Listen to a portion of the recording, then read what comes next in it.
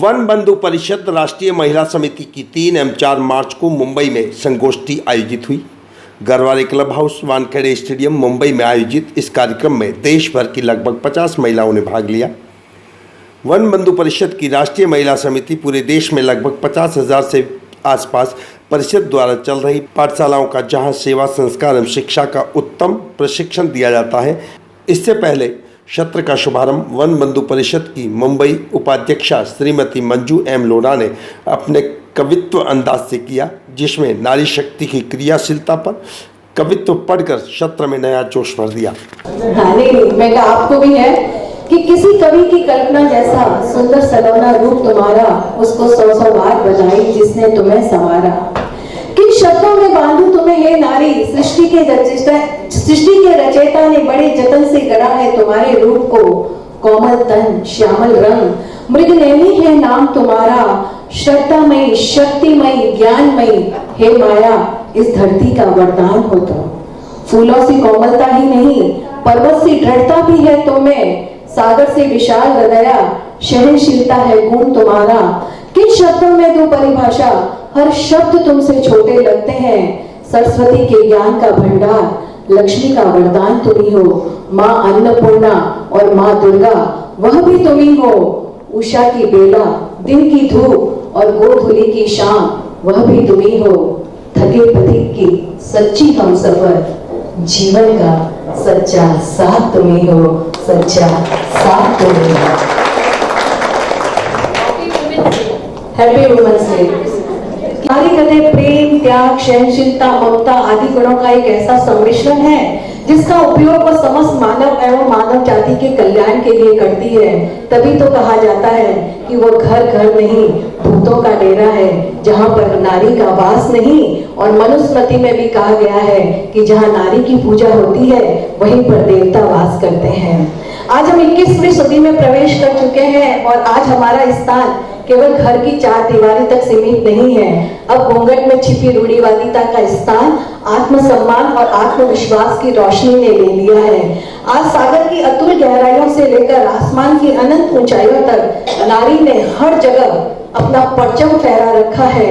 हर क्षेत्र में वो आगे है। कभी महादेवी वर्मा ने कहा था कि विस्तृत नभ का कोई कोना कभी न मेरा अपना होगा, लेकिन आज की नारी तो सब गर्व कह सकती है कि विस्तृत नभ का कोना कोना तो मेरा अपना होगा। कोना कोना तो मेरा अपना होगा। कि वक्त बदला है और वक्त का मिजाज, जागी है हिम्मत और जागा है विश्वास। आज नहीं मैं अबला, आज नहीं मैं बेचारी, बदल चुकी हूँ खुद को। शक्ति है पहचान हमारी, शक्ति है पहचान हमारी। कि नारी जो मेनका बनी तो विश्वामित्र की तपस्या भंग हुई। आम्रपाली बनी तो इतिहास की तरंग हुई। सीता बनी तो सहनशीलता हुई और द्रौपदी बनी तो युद्ध की गूंज हुई। नारी जो मुमताज बनी तो ताजमहल बनी। संयुक्ता बनी तो प्यार भरा दिल बनी। पारो बनी तो मोहब्बत की कहानी बनी और हीर बनी तो जिंदगी तूफान बनी। नारी जो मदर टेरेसा बनी तो ममता भरा दिल बनी। लक्ष्मीबाई बनी तो वीरांगना बनी।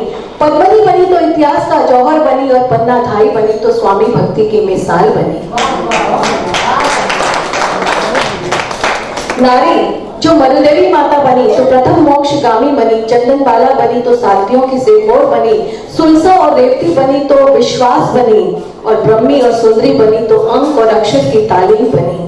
नारी जो मैत्रेयी और गार्गी बनी तो विदुषिया बनी। मीरा बनी तो भक्ति की पराकाष्ठा बनी। अनारकली बनी तो प्यार का साज बनी और सुस्मिता बनी तो भारत का ताज बनी। मैं बोली समय का मैं स्पीड में बता रही हूँ। अच्छा अब धीरे से बोलूंगी। नारी जो अंतरिक्षगामी बनी तो कल्पना चावला और सुनीता विलियम्स बनी। लो महिला बनी तो इंदिरा गांधी बनी। उड़न परी बनी तो पीटी उषा बनी और रैकेट की ताकत सानिया मिर्जा और सोनिया नेहवाल बनी। नारी जो सुरों की मलिका बनी तो लता ताई बनी। प्रथम राष्ट्रपति प्रतिभा पाटिल बनी। नारी जो पर्वतरोही बनी तो मच्छिंद्री पाल बनी। भारतोलक बनी तो मलेश्वरी देवी बनी। नारी जो ब्रांड एम्बेसडर बनी तो ऐश्वर्या राय बच्चन बनी। तिहाड़ जेल की सुधारक प्रथम आईपीएस ऑफिसर किरण बेदी बनी तो नर्मदा बचाओ आंदोलन की प्रतीक मेघा पाटकर बनी। नारी जो लेखिका बनी तो माँ श्वेता देवी और महादेवी वर्मा बनी, सिनेपट की नायिका बनी तो देविका रानी और नरगिस बनी ना।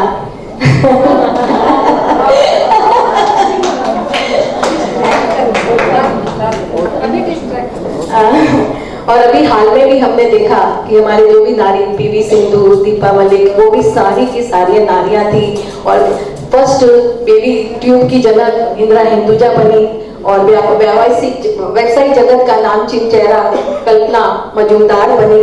मतलब इतने नाम है कि आप सबका नाम लो। हमारी अखिल भारतीय महिला अध्यक्षा है, हमारी पुष्पा जी बनी, हमारी रत्ना देवी है, कुंजबेन बंसाली है, मैं किस का नाम लो। आप सब अपने आप में एक इतिहास है, आप सबने एक इतिहास बनाया है। आप जो कार्य कर रही हैं उस कार्य का कोई उसका कोई मुकाबला नहीं है, क्योंकि आप लोग सब मिलकर चाहते हैं कि घर घर, हमारे जंगल जंगल, कोने कोने आदिवासियों में शिक्षा का प्रचार और प्रसार हो। समारोह में संस्थान के संस्थापक बाबूजी ने अपने उद्बोधन में कार्यकर्ताओं की परिभाषा को रेखांकित किया। कृष्णम वंदे जगत गुरु।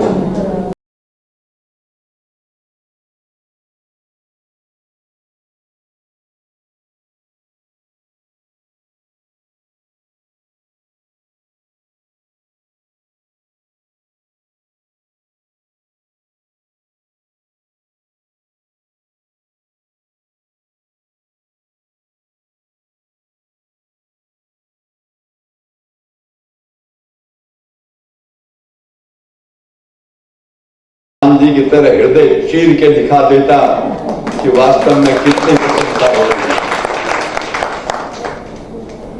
लेकिन चूंकि हम यहाँ पर समाज और राष्ट्र की श्रेणी के कार्यकर्ता हैं, इसलिए हमारे कार्यकर्ताओं की परिभाषा कुछ अलग हो। क्योंकि हम संस्था का काम करते हैं, इसलिए संस्था के नियम अनुसार, संस्था के सिस्टम के अनुसार और समय के आधार पर जो निष्ठा भाव से काम करते हैं, वास्तव में उसको कार्यकर्ता की संज्ञा दी जा सकती है। राष्ट्रीय महिला समिति, फ्रेंड्स ऑफ ट्राइबल सोसाइटी, आज समिति हमारी FTS की जिसको बोलते हैं शॉर्ट में FTS की, आज 34 समितियां देश में खुल गई। फिर अभाव एक लग रहा था कि जैसे कि महिलाएं बहुत काम कर सकती हैं और काम इतने स्तर में बढ़ गया कि 50,000 स्कूल चले, तो मैनेज कैसे करें। तो उस दृष्टि से फिर सोचे कि महिला समिति एक अलग गठन होना चाहिए FTS के अंतर्गत। तो आज 6 साल हो गए, तो आज हमने 35 जगह महिला समितियां खुल गई और खुलने का उद्देश्य यही है कि महिलाएं काम जो कर रही है, संच मतलब एक स्कूल 20,000 में एक गोद लेते हैं और हम लोगों ने आज 50,000 को डिवीजन कर दिया है। 30 स्कूल का संच, 90 का उपसंच और 270 का अंचल। तो अब जो जहाँ महिला समिति है वो अपने गोद लेती है संच या अंचल। गोद लेने का मतलब है कि उनकी आचार्यों से मिलना, गांव के जो पंच होते हैं उनसे मिलना और उनसे खबर लेना, फ़ोन से बात करना। ये महिला समिति का दायित्व है कि हमको गांव की तरफ का काम SVO करते हैं। जी 2 दिन के सेमिनार के लिए हमने काफ़ी दिन से तैयारी कर रहे हैं। हम सभी महिलाएं जो ऑल ओवर इंडिया से आई हैं, जो अपने देश में हर कोने से आई हैं और वो वहाँ का कार्यभार संभालती हैं, फिर वो आकर के रिपोर्टिंग करती हैं कि साल भर उन्होंने क्या किया, कैसे अवेयरनेस किया, कैसे मतलब हम गाँव में जाकर भी हेल्प करते हैं। खाली प्रचार और प्रसार नहीं, वहाँ जा कर के हम भी हेल्प करते हैं। हम लोगों के पास जा कर के स्कूल लेते हैं। एक स्कूल 20,000 का होता है, तो आप एक 20,000 देते हैं तो आप एक स्कूल गोद ले रहे हैं। साल भर आपके नाम से वो चलता है। इसी तरह हम पूरे देश भर में 54,000 स्कूल चला रहे हैं। हाँ, करीब 54,000 स्कूल चला रहे हैं और ये सब एकदम ट्राइबल एरियाज़ है, जहाँ पर मतलब कई बार गाड़ी नहीं जा सकती है, जहाँ पर लाइट नहीं है, पानी की सुविधा नहीं है, तो हम बच्चों को प्राइमरी एजुकेशन दे रहे हैं पहली से। ये ऐसा है कि हमारी ऑल ओवर इंडिया 35 समिति है, महिला समिति है, जिनका ये कारोबार होता है पब्लिसिटी करना। और ऑल ओवर इंडिया हमारी 55,000 स्कूल चलती है। ये हम हर चौथे महीने परिषद करते हैं तो मंथन कि क्या हो रहा है, कैसे अपने आगे बढ़ना चाहिए इस कार्य के लिए। तो अभी इस टाइम मुंबई में है। तो ये 55,000 स्कूलें कहाँ, किस क्षेत्र में चलती है? All over India tribal area में।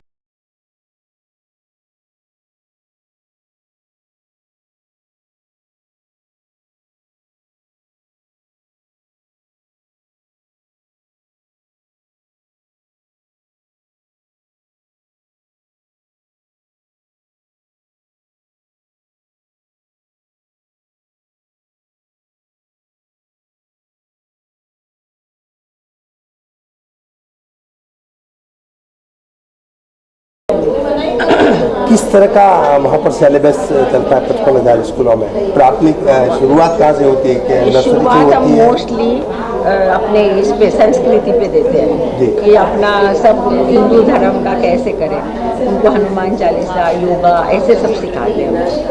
तो पाठ्यक्रम जैसे पाठ्यक्रम भी होता है पर इस पे भी हमारा जोर रहता है। पाठ्यक्रम, वर्मी कल्चर सब पे जोर रहता मतलब हिंदुस्तान की सनातन संस्कृति को जो है रूबरू कराया जाता है कराया बच्चों को। जाता है।